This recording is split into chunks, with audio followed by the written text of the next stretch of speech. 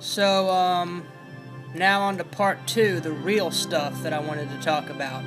The stuff that's gonna be the solid stuff you can sink your teeth into, really bite into, the meat and potato stuff that I wanted to talk about. So I've got my notes up here, and I'm gonna do this. Now, you were talking about how atheists and Christians, I think I covered that, and your God was worth standing up for, and you were calling people to stand up and make a change, and through love, and not saying, oh, if you don't believe this, you're going to go to hell. And it's love, the power of love. When the power of love overcomes the love of power, then we're going to know peace. Hendrix said that, and that's so true. Only the good die young, but it doesn't have to be that way. Now, it is about hypocritical Christians make the real ones look bad. That's right, just like the crazy terrorists make the Islamics look bad and all that. So, just like the crazy Scientologists make the Scientologists look bad. You're going to get that, so you're going to have to be you. And the type of religions out there, Christianity seems to be like a prison religion, because it's like, oh, little me down here and great God up there. I don't want to piss him off or offend him or say anything wrong. I got to stand up for him. When people are bashing my religion, I got to stand up and say no to that, no bashing. Please don't do that to my God. So then you've got that type of mentality that they kind of make fun of, because it's like a great man in the sky that Christians believe in. That all comes from animism and the sun. Christianity is a pagan sun in the sky religion, the light of the world, save us from darkness. There's much to be learned about that Christianity came out of. It also came as a mix of a bunch of pagan beliefs and the Trinity concept, stuff like this. There's a movie that you must watch as a Christian or as a human on earth. You need to watch this film. It's called Zeitgeist. You can watch it on Google Video for free. It's pretty new.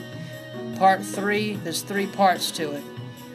All Christians need to watch part 1, and everyone needs to watch the whole video. Just search Google Video for Zeitgeist. And then I was going to talk about here, we all do sin, but what is that word sin? It's an archery term that means miss. You've missed your target. You've made a mistake. And yeah, we all make mistakes. We all sin. So if you're going to do that sin, make it original. Be creative. Don't just copy other people and do what they're sinning. Do your own sin. Make up your own sin and do it.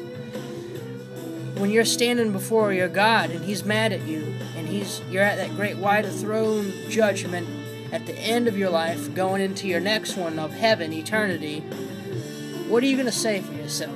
You're going to say you're sorry? You're going to be like, I'm sorry? He's going to be, your whole life will be flashed before your eyes, and you'll be like, I'm sorry for that, I'm sorry for that. I'm really sorry for that thing. But this thing over here was very unique and original and creative, this sin. That was cool, child. That sin was original, but I'm still mad at you. You were creative there. When you just got to think about these things. When you're up there looking up at God, and He's looking down at you at the great white throne of judgment, what are you going to say for yourself? What are you going to say for yourself when He's up there, the great man? I mean, He loves you, but He also can't stand to look at you because you're a worthless piece of...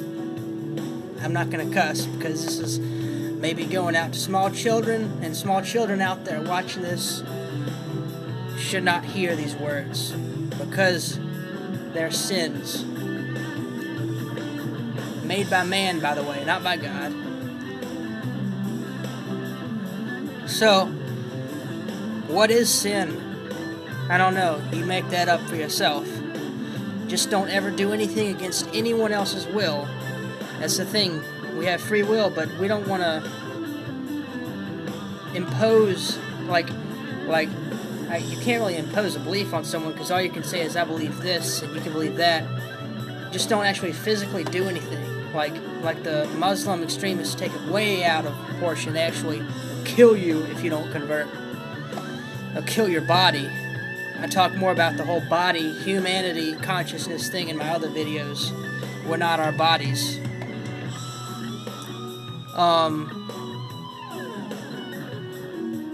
As far as I'm concerned about Jesus, he set the most perfect example that us humans could look at and live. This place, this earth would be a paradise if we all could live like Jesus and be like him and follow his example.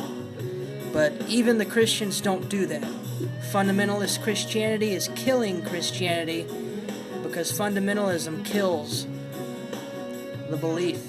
So in the next few years we're going to see theism in America die out or go through a huge reformation. Christianity will die out, or there will be a huge change and reformation within Christianity in America, because you can thank the fundamentalist Christians for killing it and for doing this. So,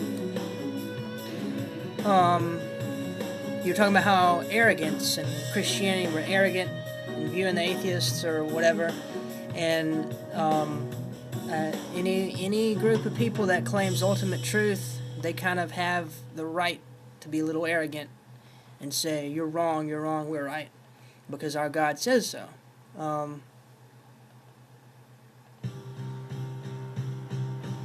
And you're talking about how the power of love, it will change, and this earth needs a huge change about now, and we're entering an age of a new age. And Jesus announced this in Luke 22:10. Follow the man with the water pitcher into the house. It's talking about the house of Aquarius, the man with the water pitcher. We're going into the age of Aquarius, and that kind of starts in 2012 and all that. It's all coming down in the next 5 years. We're going to see some huge changes in the next 5 years or so. I've got about 2 minutes left in my video. I'm going to try to wrap it up. So we end up making it harder on ourselves. We need to love each other. But then fundamentalist Christianity is what builds the wall there between everyone else and says, you have to come in. We're in here, and it's you're either with us or you're against us.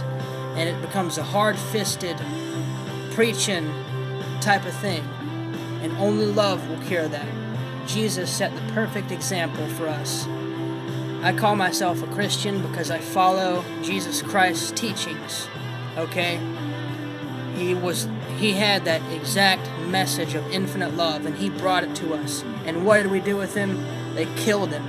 They killed him because he questioned dogma. He questioned what they had always been believing. And it's time for a change. It's time for all of us to live like that. It doesn't matter if you go to church. This is going to take a spiritual enlightenment, a renaissance of spirituality to just wash us Americans wide open with amazement. And that's infinite love, like you were talking about, that God is love and love is God. And that's what's going to change us all, is love. And that's what we need. That's the answer to all of our problems. So, get on the blasphemy challenges, talk about this, and the truth will eventually come out. You gotta watch that Zeitgeist movie I was telling you about. You have to watch that. End of story. Believe in God. Know in God. You must know in God, not get beyond belief. And you must know. If you want to be a Jesus freak, that's fine. But you need to follow the message that he taught. Christianity has become a religion about Jesus and not of Jesus. Sorry, my hands. I'm stupid things with my hands, trying to wrap it up in the next few minutes. I think I've already gone over 9 minutes already. I'm going to check out those books that you told me to, because they look good. And we all need to talk to God, okay? Infinite consciousness, that is God. Not a man in the sky. Alright. Thank you all for watching this video. Infinite love is the only truth. Thank you.